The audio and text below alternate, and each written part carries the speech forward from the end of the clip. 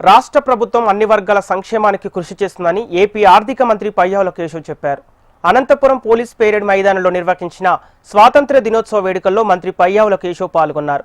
జాతీయ పతాకాన్ని ఆవిష్కరించిన మంత్రి పోలీసుల గౌరవ వందనం స్వీకరించారు. ఇవాల్టి నుంచి మహిళలకు శ్రీశక్తి పేరుతో ఆర్టీసీ బస్సుల్లో ఉచిత ప్రయాణం కల్పిస్తున్నట్లు చెప్పారు. ఈ సందర్భంగా చిన్నారులు సాంస్కృతిక కార్యక్రమాలు నిర్వహించారు. దేశభక్తి గీతాలకు నృత్యాలు చేశారు. వివిధ శాఖలకు సంబంధించిన శకటాలను ప్రదర్శించారు.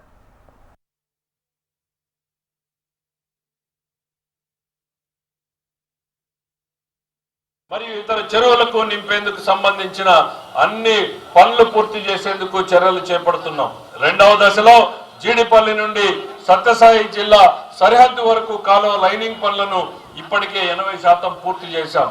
తుంగభద్ర ఎగువ కాలువకు సంబంధించి 33,89,00,000 రూపాయలతో అత్యవసర పనులను చేపట్టి పూర్తి చేశాం. సూపర్ 6 హామీల్లో ఒకటైన ఆర్టీసీ బస్సుల్లో మహిళలకు ఉచిత ప్రయాణం స్త్రీ శక్తి పథకంను ఈ రోజు నుండి ప్రారంభిస్తున్నామని తెలియజేయడానికి సంతోషిస్తున్నాను.